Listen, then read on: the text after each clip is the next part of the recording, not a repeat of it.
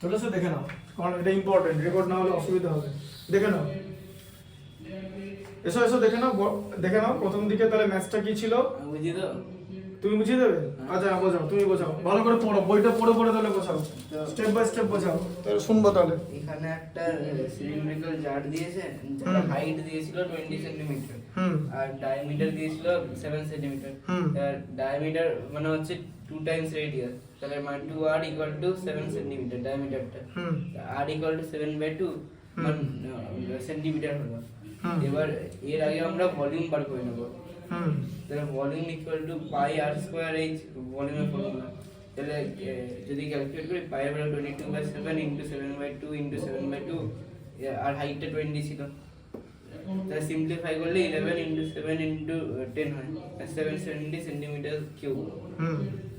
এবার এখানেও বলেছে যে ওইখানে একটা আয়রন কিউব আছে যেটা রেঞ্জ ছিল 5 সেন্টিমিটার, ওইটাকে একটা ওই জারে ডুবিয়ে দেওয়া হয়েছিল, তার জন্য ওয়াটার লেভেল রাইজ করেছিল। আর ওয়াটার লেভেলটা অরিজিনালি ছিল হচ্ছে 12 সেন্টিমিটার। তাহলে আগে আমরা ভলিউম অফ ওয়াটার যেটা অরিজিনালি ছিল সেটা আগে বার করব। হাইট ছিল হচ্ছে 12 সেন্টিমিটার, আর রেডিয়াস তো সেমই থাকবে, ডায়ামিটার যেহেতু সেম আছে। তাহলে ওইটা ভলিউম বার করে সেম ফর্মুলা ইউজ করব, 22/7 ইনটু 7/2 ইনটু 7/2 ইনটু 12, যেটা হচ্ছে নতুন হাইট। তাহলে এটা সিম্পলিফাই করলে 11 ইনটু 7/6 হয়, 11 ইনটু 7 ইনটু 6 হয়, তাহলে 42 into 11 equal to 462 centimetre cube. এবার আমরা তারপরে এবার কিউবের ভলিউমটা বার করব। কিউবের এজ কত দেওয়া আছে? 5 সেন্টিমিটার, 5 সেন্টিমিটার দেওয়া আছে। তাহলে ভলিউম ইকুয়াল টু এজ এর কিউব হয়। তাহলে এজ ইনটু এইচ হয় 125 centimetre cube, edge into 5 into 5 into 5, 5 এর কিউব 125 সেন্টিমিটার কিউব। তাহলে মানে ওয়াটার লেভেল যত রাইজ করবে যত মানে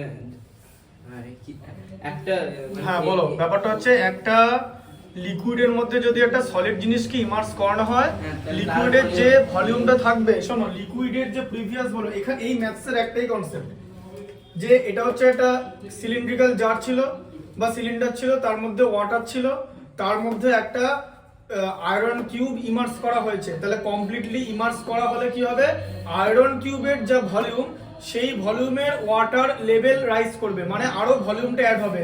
আয়রন কিউবের যা ভলিউম সেটা ইনিশিয়াল ওয়াটারের যা ভলিউম তার সঙ্গে অ্যাড হবে। আর ওয়াটারের ভলিউমের সঙ্গে অ্যাড হওয়া মানে কি, রেডিয়াসটা কি থাকলো, তার মানে উপর দিকে ওয়াটার রাইজ হবে। রেডিয়াস তো বাড়েনি যে ওয়াটার একই রকম থাকবে, এটাও একটা ফর্মুলা আছে জানো তো, বলছি রেডিয়াসটা তাহলে কত বাড়তে হবে, লেভেল যেন একই থাকে। এরকম একটা ম্যাথস আছে, কিন্তু এরকম ম্যাথস হয়, ঠিক আছে, মানে ভেরি ইন্টারেস্টিং ম্যাথ, তখন হিসাবটাই অন্যরকম করে হবে। ঠিক আছে, এবার হ্যাঁ দাঁড়িয়ে তো আছি ন্যাশনাল অ্যান্থেমের সময়, দাঁড়িয়ে তাই না? হ্যাঁ ঠিক আছে, দাঁড়িয়ে যাও।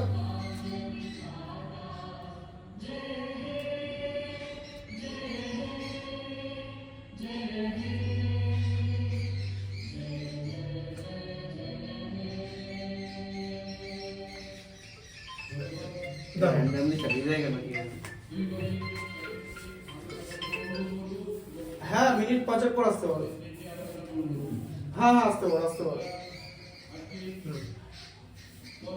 আচ্ছা এবার দেখো, তাহলে এটার ইনিশিয়াল ভলিউম ছিল হচ্ছে 462 সেন্টিমিটার কিউব। যখন এজটা এর মধ্যে ইমার্স করা হলো, মানে এই 5 সেন্টিমিটার এজের আয়রন কিউবটা ইমার্স করা হলো, তার ভলিউম থাকলো হচ্ছে 125 সেন্টিমিটার। ইনিশিয়াল ভলিউমের সঙ্গে ওটা অ্যাড হয়ে গেল, তাহলে কত হলো 587। হ্যাঁ 587 সেন্টিমিটার হচ্ছে টোটাল ভলিউম রাইজ হয়েছে ওয়াটার। হ্যাঁ দিয়ে তাহলে আমরা এবার হাইটটা বার করতে দিচ্ছি, কারণ কতটা ওয়াটার লেভেল রাইজ হয়েছে। এটা হচ্ছে ভলিউমের ফর্মুলা আছে পাই আর স্কয়ার এইচ। এবার আমরা যে হাইটটা বার করতে চাই, ফর্মুলাটা যদি আমাদের ফর্মুলাটা ইউজ করে, তাহলে এইচটা বার করতে হবে। তাহলে কারণ আর এর ভ্যালু সেম আছে, হ্যাঁ আর এর ভ্যালু সেম আছে, that pi r square H equal 575। আমাদের পাই এর ভ্যালু 22/7 আর এর ভ্যালু 7/2। আর এখানে 587, এখানে কেটে গেল 211 আর 7 আর 7 কেটে গেল, 7/2 আছে। তাহলে 2টা মানে ওদিকে চলে যাবে, 2টা ওদিকে চলে যাবে, মাল্টিপ্লিকেশন হয়, মাল্টিপ্লাই হয়ে যাবে। আর এটা 11 ইনটু 7 আর 7 ইনটু h হয়ে যাচ্ছে, তো 7h। তারপরে নেক্সট লাইনে এটা মাল্টিপ্লাই হবে 177 হয়ে গেল। আর আমরা এখানে করে দিলাম 11 ইনটু 7 77, তো h ইকুয়াল টু 1174/77। তাহলে এটা ডিভাইড করলে বেরোয় 15। 15 আর রিমাইন্ডার থাকছে হচ্ছে 19। তাহলে টোটাল হাইটটা এখানে এই দিক থেকে বোঝাও। হ্যাঁ তাহলে তাহলে কত হচ্ছে তাহলে h height কত বেরোলো? হচ্ছে 15 হোল 19/77। তাহলে এটা হচ্ছে রাইজ এন্ড ওয়াটার লেভেল। এবার ইনিশিয়াল ছিল 12, কত তাহলে মাইনাস করতে হবে। তাহলে 15 হোল 19/17 মানে 15 প্লাস 19/77। আমি হোল নাম্বারটাকে আলাদা করে নিলাম, কারণ হোল নাম্বার থেকে হোল নাম্বার মাইনাস যাবে। 15 থেকে 12 মাইনাস করলে 3 প্লাস 19/77 মানে 3 হোল 19/77। ঠিক আছে। আর যদি এটা বলা হতো যে ওয়াটার লেভেল একই আছে, তাহলে রেডিয়াস কত বাড়াতে হবে? তাহলে কি করতে? তাহলে বলো কি করতে? ওটাই তো হচ্ছে মজার ব্যাপার। দেখো তাহলে কি করতে, এদিকে দেখো। যদি বলা হতো যে যে ওয়াটার লেভেল একই থাকবে, রেডিয়াস বাড়াতে হবে, ওয়াটার লেভেল বাড়েনি, তাহলে হ্যাঁ বলে দিচ্ছি, তাহলে পাই r square h equal to, তো ওটাই ফর্মুলা। এই যে পাই r square h equal to কত ফর্মুলা বলো? লিখেই তো দিয়েছিল, না মেটালের ছিল, এটা তো এরকম ছিল।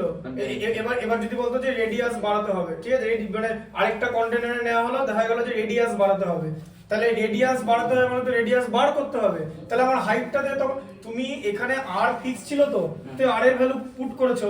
এবার যদি আমি বলি যে হাইট একই থাকবে, তাহলে হাইট ফিক্স আছে, তাহলে এবার এখানে পাই ইনটু আর স্কয়ার ইনটু h এর ভ্যালু হচ্ছে 12, তাই তো? এইটা করতে হবে। এই যে তখন কি হবে? তখন হবে হচ্ছে, দেখো এখানে আর স্কয়ারের ভ্যালু কি হবে, কিরকম করে বেরোবে? 587টা রাইট সাইডে ছিল, 7টা নিচে ছিল, তো 7টা উপরে চলে আসবে। 12 আর 22 তো উপরে ছিল, এটা তখন নিচে চলে আসবে। এটার যা ভ্যালু হবে, ঠিক আছে, তাহলে আর এর ভ্যালু কত হবে? এই যে জিনিসটা আছে এটা রুট করে দিতে হবে, তাই তো? যা হবে সেটাটা হবে। ঠিক আছে। তাহলে রেডিয়াস, আগে রেডিয়াসটা, এবার যে এটা তো বড় বেরোবে, সেখান থেকে 7/2টা মাইনাস করে দিতে হবে, তবে তুমি পাবে যে আর এর রেডিয়াস কত বাড়াতে হবে। এরকম ম্যাথ দিতে পারতো। কনসেপ্টটা বোঝা গেল? আরো ডিফিকাল্ট হতো মনে হবে, এখানে ক্যালকুলেশন প্রসেসটা ডিফিকাল্ট। তোমাকে এখানে 587 কে প্রথমে 7 দিয়ে মাল্টিপ্লাই করতে হবে, আর তবে তো তুমি তো ওটা শিখেছো যে কি করে ইয়ে করতে হয়। এবার বুঝতে পারছো এই যে এখানে কি করতে হবে? এখানে তোমাকে মানে যেটা হবে সেটা এই ইয়ে করতে হবে, লং ডিভিশন মেথডে স্কয়ার রুট বার করতে হবে। ঠিক আছে। 12 ইনটু 22 তে 264 হয়, ঠিক আছে, সেটার স্কয়ার রুট বার করতে হবে লং ডিভিশন মেথডে। এবার বুঝতে পারছো লং ডিভিশন মেথড গুলো কেন শিখিয়েছে? ওই ডেসিমেল পর্যন্ত স্কয়ার রুট বার করা মনে আছে কনসেপ্টটা? সেরকম করে জিনিসটা করতে হবে। তাই জন্য দেখো এইটা বলেনি কেন, কারণ এখন যদি জিজ্ঞেস করো এটা কি দিতে পারতো না, এটা দিতে পারতো। অলরেডি এখানে তোমার মিক্স ফ্র্যাকশন অ্যানসার বেরিয়েছে। তাহলে ওই এবার ম্যাথস দেওয়ার এটা উদ্দেশ্য না যে একটা বিরাট হেভি ক্যালকুলেশন হবে, স্টুডেন্ট করতে পারছে কিনা সেটা দেখবে, সেটা দেখে না, মোটামুটি ক্যালকুলেশন দেবে। এবার এই ম্যাথসটা এই নাম্বারের ক্ষেত্রে ডিফিকাল্ট হতো। যদি স্মুথ কাটাকুটি করা যেত তাহলে কিন্তু এরকম একটা ম্যাথস দেওয়াই যায়। এবার এখানে এটা করতে অনেকক্ষণ সময় লেগে যাবে, তোমার এটা করতে 10 মিনিট লেগে যাবে, শুধু এই জায়গাটা করতে। বুঝতে পারলে? এই জায়গাটা করতে 10 মিনিট লাগবে যে কোনো স্টুডেন্টের। ভালো খারাপ বলে কিছু নাই, সব তাড়াতাড়ি করতে পারবে না তুমি। তাহলে বুঝতে পারলে? এবার এই হিসাবটা যদি স্মুথলি হতো, মানে এটা কোনো একটা চেনা স্কয়ার নাম্বার বা দেখা গেলো এটা ওটাকে কেটে একটা হোল নাম্বার পেয়ে গেলে, ধরো না 12 এটা পেলে, ঠিক আছে, বা কিছুটা পেলে, ধরো 11 এর স্কয়ার হলো সাপোজ, যদি ধরো 121, তাহলে এটা 11 পেয়ে যেতে, 11 থেকে এটা 3.5 মাইনাস করে দিতে, তখন 7.5 হয়ে যেত। বুঝতে ব্যাপারটা কিরকম করে? কিন্তু এই নাম্বারে এই ক্যালকুলেশনটা ডিফিকাল্ট, তাই এই ম্যাথসটা এই নাম্বারে দেয়নি, হয়তো অন্য কোনো নাম্বারে দিত যেখানে তুমি জিনিসটা মেলাতে। তো এটা ভালো ম্যাথস ছিল।